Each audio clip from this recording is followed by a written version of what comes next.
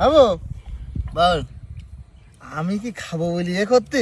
তাহলে তুই একটা বেরেনালা ছেলে, হ্যাঁ, তোর তো বুদ্ধি ভালো, এলাকায় সবচেয়ে ভালো ছেলে তুই। সবচেয়ে আমি এলাকার মধ্যে বুদ্ধিমান। তাহলে এ তো ছেলেপিলির খাবার, এ কি আমার খালি মানায়? তাই তো, তোর মতন আজ ডুবলু খাইতে পারবে না।